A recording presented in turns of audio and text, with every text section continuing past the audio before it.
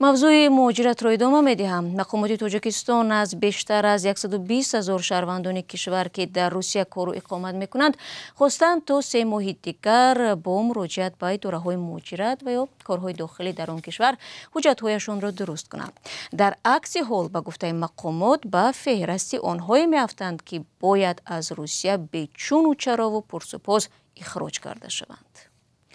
همکارم مولارجب یوسفی این مسئله را تحقیق کرد و حالا در بری من در استودیو است. سلام مولارجب، سبب این مراجعه وزارت مهنت تاجیکستان به مهاجران چی است؟ سلام شلا، درود بینندگان عزیز. بله شلا، وزارت مهنت و یا کاری تاجیکستان با نشر یک بیانیه رسمی در روز 22 اکتبر گفته است که از روز 5 فوریه سال آینده در روسیه قانون نو درباره اقامت خارجیان در آن کشور حکم اجرا می‌گیرد و ممکن است احوال ده‌ها هزار مهاجر تاجیک را بد کند.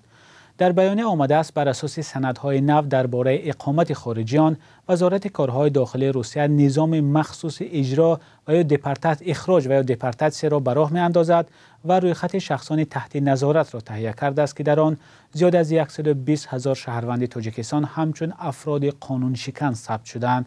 یعنی بعد روز 5 فوریه همه این مردم یک باره به فهرست آنها وارد میشن که در صورت افتادن به دست ماموران پلیس به یگان سوال و جواب آنها را به بازداشتگاه میبرند و به تاجیکستان اخراج میکنند. در رویخط شخصان تحت نظارت در روسیه آنهای ثبت شدند که در قلمرو این کشور یگان قانون شکنی کردند یا غیر قانونی کار میکنند یا فرق ندارد، قرضداری از پول تلفن، رعایت نکردن قاعده حرکت در راه و یا قانون شکنی های سخت دیگر به مثل جنایت. مولارجب، وزارت به مهاجران تاجیکی که به این رویخط به اصطلاح سی افتادند چی توصیه داده است که باید چیکار کنند؟ وزارت مهنت تاجیکستان گفته است شهروندانی که در این رویخط هستند باید تا روز 5 فوریه سال آینده به مقامات روسیه مراجعت کنند و اگر مشکل قانونی داشته باشند حل نمایند و یا عموماً قلمرو روسیه را ترک کنند. در بیانیه وزارت آمده است شهروندانی که در روی خط قرار دارند باید حضور خود را قانونی یا پرپیسکا کنند، چون که در صورت این کار را نکردن به طور اتوماتیک بر روی خط شخصان اخراج شونده شامل می شوند و حق رفتن به روسیه را از دست می دهند.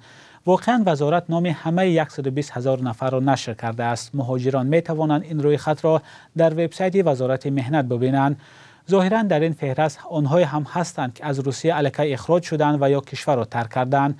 وزارت مهنت به این مردم توصیه داده است که اگر در تاجیکستان یا کشور دیگری هستند برای بیرون کردن نامشان از فهرست نسخه شناسنامه خارجی خود را با نشان دادن مهر عبور سرحد به مقامات مهاجرت جای زیست خود در شهر و ناحیه‌های جمهوری پیشنهاد نمایند.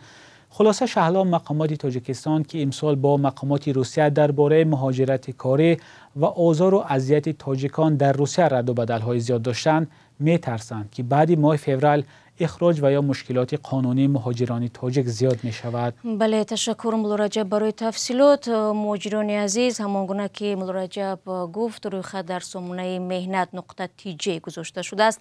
اگر شما نام خود را در آن دیدید تا آخرین لحظه منتظر نشده طبق توصیه های مقامات تاجیکستان عمل کنید.